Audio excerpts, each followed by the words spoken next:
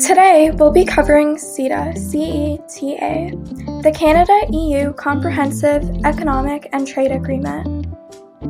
I'll break down CETA, what it is, who's in it, how it evolved, what it tries to do, how Canada fits in, and the real-world pros and cons.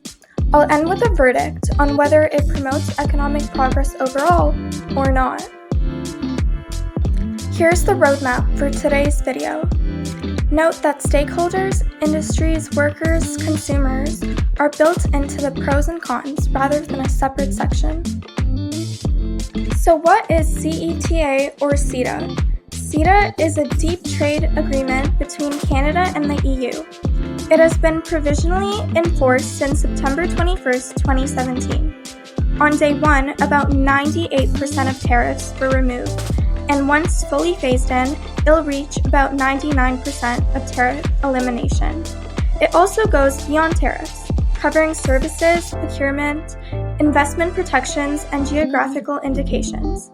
Today, the EU is Canada's second largest trading partner after the US, representing about 8% of Canada's global trade. The member states of CETA are, of course, Canada and the EU. The EU has 27 members, but Canada's biggest partners under CETA are Germany, France, Italy, Spain, and the Netherlands, Belgium, and Ireland. For example, in 2022, Canada exported 7.7 billion Canadian dollars to Germany and 5.5 billion Canadian dollars to the Netherlands, making them the top EU markets for Canadian goods. The Netherlands and Belgium also act as entry points. Over 40% of Canadian exports to Europe pass through the Rotterdam and Antwerp ports.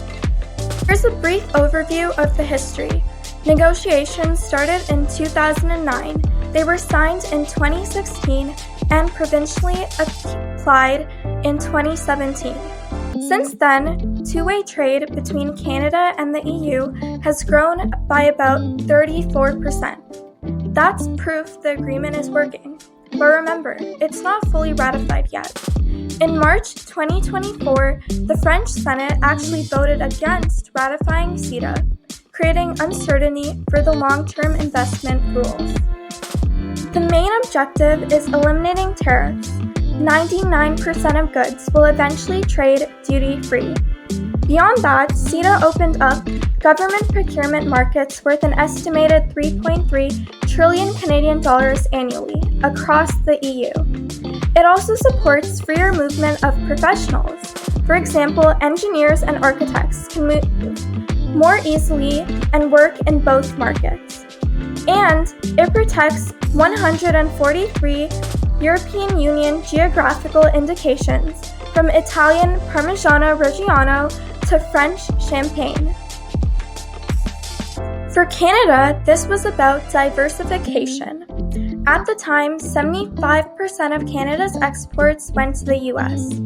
CETA gave us direct access to 500 million European consumers, with a combined GDP of $22 trillion US dollars. Since CETA came into force, Canadian exports of metals, minerals, aerospace, and agriculture to Europe have surged. For example, Canadian seafood exports to the EU grew 27% in the first 2 years, and aluminum exports increased by 37% by 2021. Weaknesses and stakeholder concerns. Farmers are among the most vocal critics. European Union beef and pork quotas for Canadian exporters are rarely filled. Canada has used less than 10% of its beef quota in 2020 because meeting strict European Union health standards is costly. Meanwhile, Canadian dairy producers worry about increased European Union cheese competition, since CETA granted EU producers access to over 16,000 tons of Canada's cheese market. Politically, CETA is fragile. In 2024, the French Senate voted against ratification. Environmental groups also criticized the deal for potentially undermining climate goals, since energy exports like Canadian crude and LNG rose 40% under CETA. Small Canadian SMEs face compliance issues too. Nearly 60% of SMEs surveyed by the Canadian Chamber of Commerce said that CETA paperwork was still a barrier.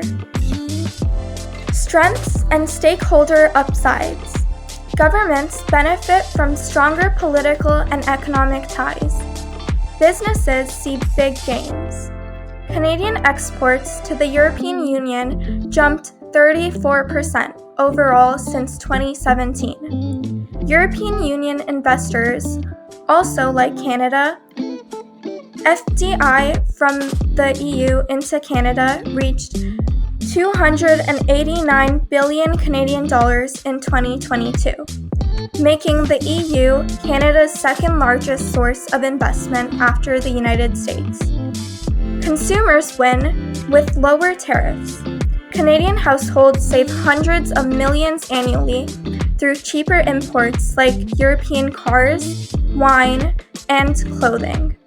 For European Union firms, Germany and Italy benefit in autos and machinery, while France and Italy expanded wine and cheese exports to Canada by about 15% since 2017.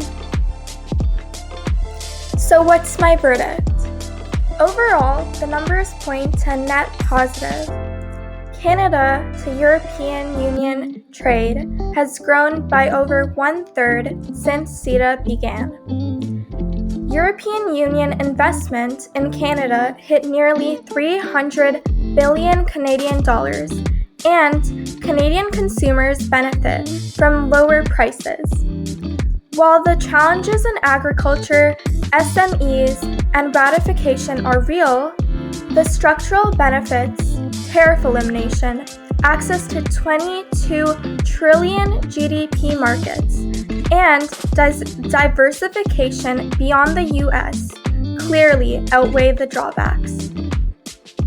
Thank you guys so much for watching. And if you remember 3 things, it's active since 2017. The real movers are Germany, France, Italy, Spain, plus the Netherlands, Belgium, and Ireland.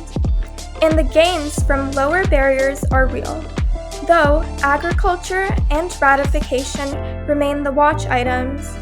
There is a net positive for the economy, and that is my video on CETA. Thank you!